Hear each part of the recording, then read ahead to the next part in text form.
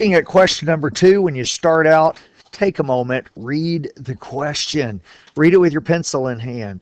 2, independent random samples, one on the West Coast, one on the East Coast. They were asked something about some app. Do you use it? Yes, no. I got a table. I don't need to spend forever analyzing it, but I should read what the question is talking about. So part A says, does there appear to be an association between which coast a student is from and whether or not they've used the app? Don't use inference here. So I can look at the table or I can look at the graph. If I look at the East Coast, so the yes, this is yes, this is no. And if I look at the East Coast, it appears that about 2/3 of the students in that survey used the app. I know they surveyed more people on the East Coast, but it's still a greater percentage of them. It looks like about 2/3 of them use the app, and on the West Coast, only about 1/3 of them use the app. That's what I want to say here. There does appear to be an association. There does appear to be an association, and it looks like students on the East Coast use the app at about a rate of 2/3 or 66% of the time, and about half of the West Coast students do. Part B. What's the probability the randomly selected student is from the West Coast given that he's used the app? So what they're asking is, what's the probability that he's West Coast given that he used the app? So when I go back and look at this, who used the app? These people used the app. And so it might help you. I think on these given that's, it helps me to literally cover everything else up. I'm only looking at the people who use the app. Which ones are on the West Coast? Obviously, it's those 123 out of 393. 123 out of 393.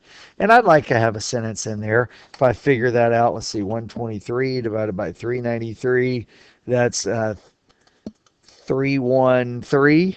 So there's about a 31% chance that if a student has used the app, they're from the West Coast out of this group. I think it's good to say that sentence. A curious statistics student wants to test the proportion who've used the app. Write the null and alternative hypotheses. Read the question carefully. It doesn't say work the whole hypothesis test. Just write down the null and alternative hypotheses. So there's a couple of things that they're going to want to see here. The null and alternative hypotheses are going to be that the proportion, not the mu, the proportion is the same versus is it greater on the East Coast than on the West Coast? And then the other thing they want to see is that you've defined your terms, where P1 is the proportion of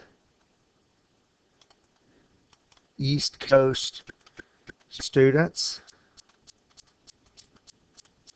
who use the app, and P2 is the proportion of West Coast students who use the app, and it's okay to use ditto marks like that.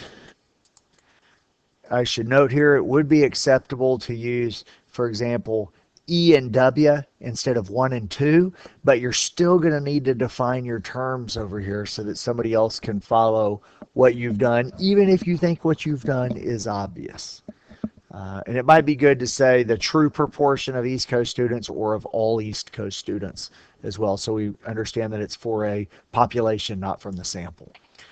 They did the test and got this p-value, and what do you think? Well, since the p is low, I'm going to reject HO. So the conclusion he should make is, since the p-value is low, I'll reject HO and decide that the students on the East Coast do use the app at a higher rate than those on the West Coast. I won't take the time to write that down on this video. Now, in another study, they looked at some Midwest students and found this p-value, but there's concern that a type 2 error has been made. How could a different sample size decrease the likelihood of a type 2 error? So first of all, errors are bad, and the way we can decrease errors is to do what to the sample size? Yeah, make it bigger. So a bigger sample size could decrease the likelihood of a type 2 error, but it says, how would that happen? The way it would happen is that my normal curve would, or my sampling distribution, which is perhaps approximately normal, but my sampling distribution is going to have a smaller standard deviation as I take a larger sample size. Remember, n is on the bottom of those formulas for finding standard deviation.